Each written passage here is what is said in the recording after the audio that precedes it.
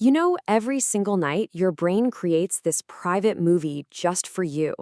A movie that can be totally bizarre, sometimes terrifying, or even beautiful. We all do it, but almost none of us really knows why. So let's start digging in.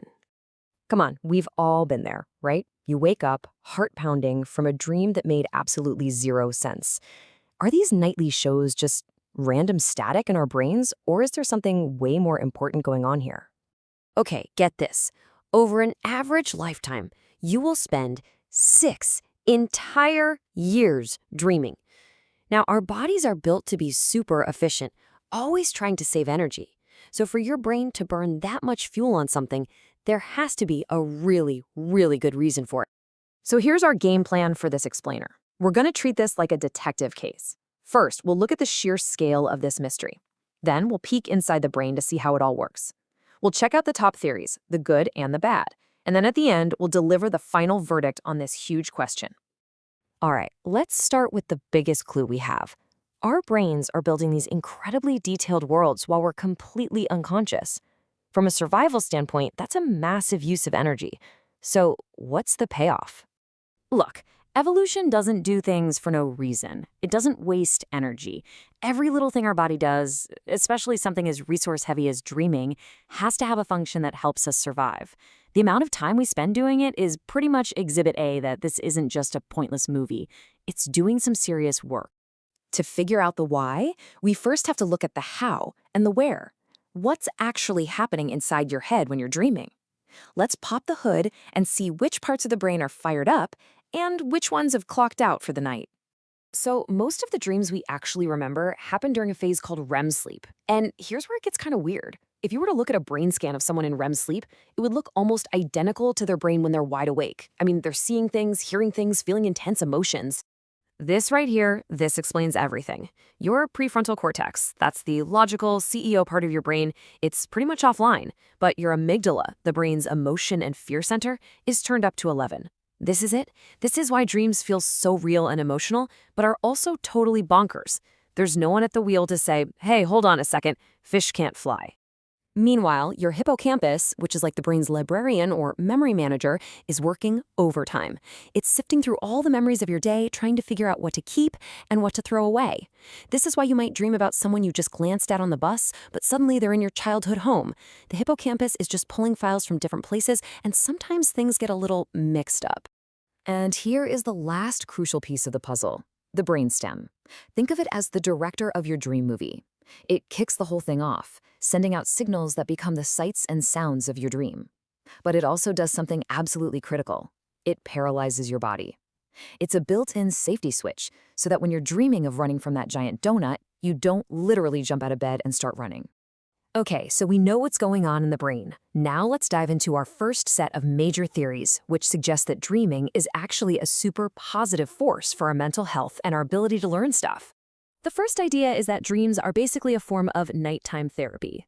See, during REM sleep, your brain hits the brakes on releasing a major stress chemical called norepinephrine. This creates this really unique low-stress environment where we can reprocess tough memories. The dream replays the event, but without that chemical sting, which helps strip away the sharp, painful emotions. This lets us store the lesson from the memory without the trauma. It's why the old advice to sleep on it is actually solid science. Okay. The second big theory is all about memory and learning. Scientists call it memory consolidation, but a better way to think of it is as your brain's own filing cabinet. Studies have shown something pretty incredible. If you learn a new skill, say a puzzle or a song, you will be 20 to 30% better at it after a full night's sleep, and that's with zero extra practice. And the proof for this is pretty wild. Scientists watched the brains of rats running through mazes, and then, when the rats fell asleep, they saw their brains replay the exact same neural patterns. It's like they were practicing the maze in their sleep, and your brain is doing the same thing, filtering the day's info, making important connections stronger, and helping you master new skills. But let's be real, not all dreams are about healing and learning, right? What about the nightmares, those awful anxiety dreams? So let's shift gears to our next set of theories, the ones that explore the darker, more confusing side of our dream world. This might actually shock you, but studies that analyze thousands of dreams have found that a whopping 80% of our dreams have a negative emotional tone. Yeah, 80%, We dream about being chased or falling or being totally unprepared way, way more than we have happy dreams. And that startling fact is the basis for something called threat simulation theory.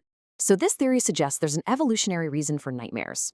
For our ancestors, life was filled with constant real-world danger. So according to this idea, dreams became a kind of biological virtual reality training ground. They simulate scary situations, which lets you practice your fight or flight response in a safe place. And these threats actually evolve with us. As kids, we dream of monsters. As adults, we dream of modern fears like bombing a presentation or being rejected by our friends. And finally, we have the simplest and, well, maybe the most disappointing theory. It's called activation synthesis. This idea basically says that dreams don't mean anything at all. While you're in REM sleep, your brainstem is just firing off all these random electrical signals. Your higher brain, which just hates randomness, tries to make sense of all that chaotic noise. So it weaves it all into a story. The dream is just a byproduct, a story your brain tells itself to explain random static.